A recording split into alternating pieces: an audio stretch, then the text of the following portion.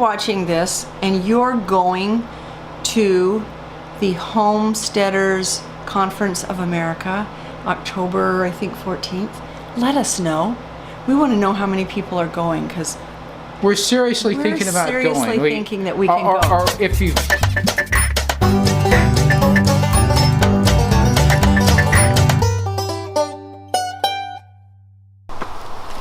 What a day a difference makes. Ha ha ha. No, that's what a difference a day makes. A few days ago, we were complaining about how hot and dry it was. Look at, we're not complaining anymore. It's so great. We turned our faucet off today. We don't have to automatic water now. We'll have to turn it on maybe in a few days if it gets a little dry, because we're supposed to have another stretch of 4 or 5 days, but we're getting some rain. We are so excited. I'm hoping it puts out the fires. I think they got enough rain to probably douse those on down. I think my daughter-in-law said it right yesterday. We were together and she goes, it just feels right again. You know, Oregon's supposed to have rain. So the skies are gray, it's a little chilly, and there's water falling out of the sky a lot. You're wearing a sweatshirt. So today we're going to kind of label our vlog packing and canning, or harvesting at the same time. It's a great combination. It's lots of fun to be busy. No, because I don't know if I'm coming or going. Everybody who comes over to visit us goes away with some kind of produce, that's for sure. So come on over and visit if you want to work. We'll put you to work. So I made 7 quarts of marinara sauce and 9 pints of marinara sauce, and 1 quart and a pint in the fridge that I didn't do. And if you were to look at our tomato patch, you wouldn't realize we picked any tomatoes. So I'm going to call one of my friends and say, okay, you asked me if you could have them, come on over. We got tomatoes. Because I can't keep doing this and get ready to move to. I just can't. And I have a lot. I mean, we overdid the tomatoes. We probably, well, we didn't know how. Let's go to the garden. Yes. So I'm showing the geese out here in the field. They've landed and kind of checking things out, eating. We have a flock just about every night. They're usually a little more out in the middle of the field. These guys landed pretty close to the house. Anyway, they don't seem too much afraid of us. They're getting good things to eat. They're all happy. Fun. I am picking the spaghetti squash, which will last indefinitely as long as you put a lip on it, you know, keep its stem on it. The quantity's going to last indefinitely. Well, I have lots of people in Colorado who want some. I have people in Utah who want some. We sent some with the people in our kids in Nevada. So yeah, here's my flowers that finally came out. Aren't they so pretty? I love them. So this feels pretty dry. I want you to see just one spaghetti squash after another, after another, after another. Yeah. I planted 5 spaghetti squash plants, because last year I planted 1 and it didn't do anything. But they all multiplied this year. This is our watermelon. It sounds completely hollow, but doesn't have the stem dead on it yet. And here's our oh, good grief. volunteer tomatoes. Where did that, you know what? We threw a tomato. No, we threw 2 because there's 2 different kinds. Look at this. To the chickens, and it landed here. And it grew. Whoa. And grew and grew. And grew and grew. I don't have that kind of luck with tomato plants that I buy, let alone a seed. So which one do you want to try? So then we have our pumpkins, and we've given away several so far. Look at this gorgeous, beautiful, beautiful, beautiful pumpkin. I mean, Seriously, that's a beautiful pumpkin. Gourds, anybody?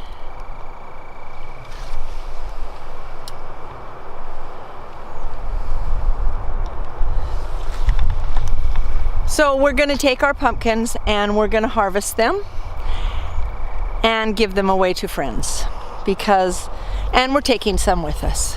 So that'll be cool to do. And it's starting to rain. The deer have been eating the leaves off of these over here. Look at that. Oh my goodness. Okay. So this is our fence right here. And the pumpkins grew outside the fence. But look, there's no leaves on them.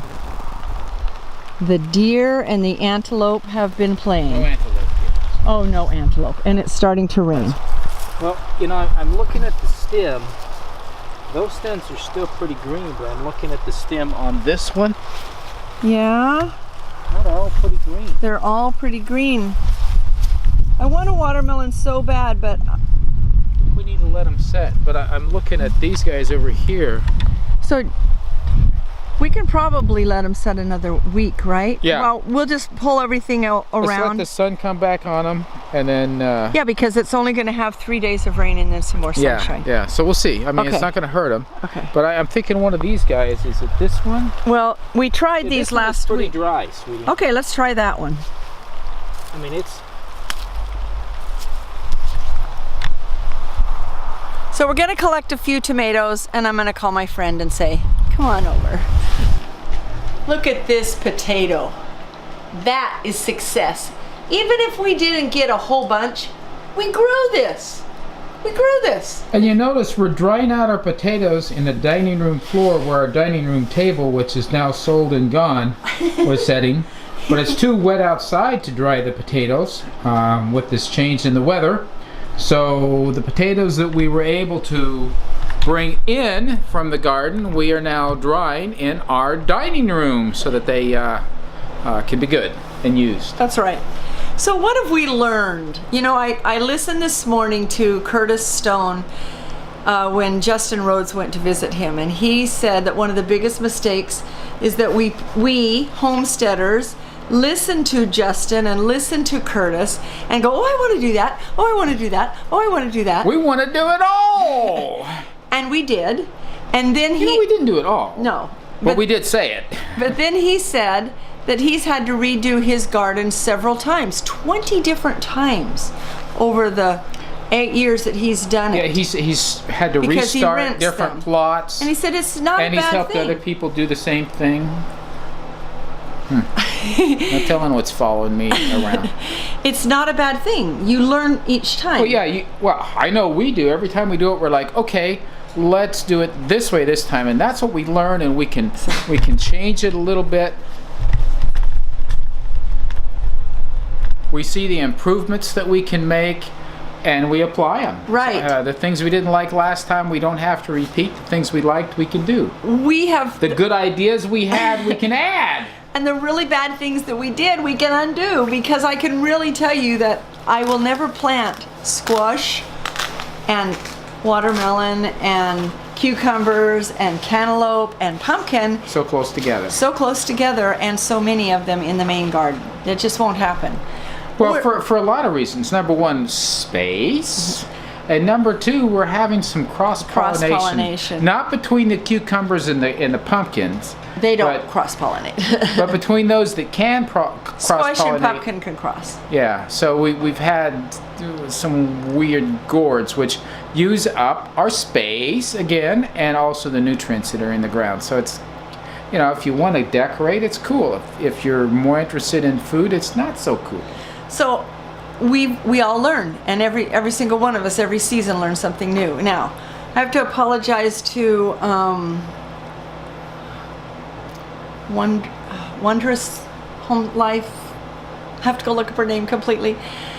I just realized that we haven't been around for 2 weeks, and I just went in today and saw that she made a challenge for me along with We've some got a other challenge? people. Well, I was supposed to do a live cooking this morning, showing that I had used $10 only to make a dinner and how it was Well, done. we can do it for less than 10. I know. And we've done it during that time. I just didn't know about it. So was it So- like a scheduled live? Well, Everybody had a different slot? I don't know. So How can we make up for this? we want to make up for it. So we're gonna. We're gonna do a live? Well, I don't know. That means we have to figure out how to do We've it. never done a live. So at least we're gonna make it and do the challenge as far as showing. We're gonna try to do live. I think in amongst all the packing, if we don't, We have to cook anyway. Let's just plan on doing it. Let's just do a live but I cook just together. let me just show you. Just stand right there and entertain the people. Do do do do do do. That's not the kind of entertainment they want. They actually want real talent and entertainment. So Okay, here we come. Here's the real entertainment. I have 5 quarts of chicken noodle soup. And when I first made this chicken noodle soup, it was a small batch. And it didn't have a lot of good flavors. So I put it in a bigger pot. Kept adding more. Added turkey stuff. broth and added broccoli and added sage and added poultry seasoning and have 5 quarts now. But I'm not freezing them because my freezer space is at a premium. So we may be tired of chicken noodle soup before we leave Is here. that possible? But we made this for way less than $10. Yeah, So, yeah, no kidding. I don't know. I think so. I mean, we raised our chickens on So our own. what kind of meal was it? Is it breakfast? Lunch or dinner. Lunch or dinner? Yeah. Well, we can do that. Yeah. So anyway, we will see what we can do, and it's good to be back. Although he says we never left. As to the packing part of things, you want to talk about packing. That was on the list, right? Okay. What was it you wanted to say about I packing? just wanted to say how hard it is to pack and harvest at the same time. Why is that? Well, I've harvested all day and I never got to the packing, and so we're going to do that now. Yeah, there's both of them are tiring. Putting them together, it feels overwhelming.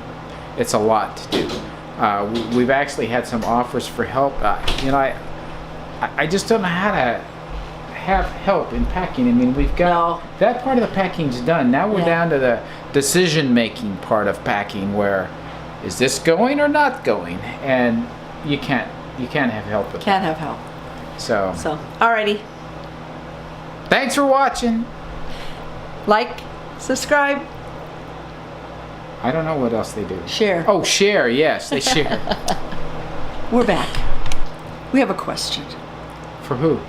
Everyone. Everyone. Okay. If you're listening to this is a question for you. If you're watching this and you're going to the Homesteaders Conference of America, October, I think 14th, let us know. We want to know how many people are going, because we're seriously thinking about going. Thinking that we can go. Or if you've been to it and you can give us some. Oh, some they've idea. only done it a couple years. Really? I'm pretty sure. So how was it for those of you who've been before? It's going to be amazing. It's going to be amazing. It's going to be amazing? It's going to be amazing. Okay. One thing that's going to be amazing is that those of us that we know each other, we get to meet each other. Okay. So great. Okay, truly goodbye this time.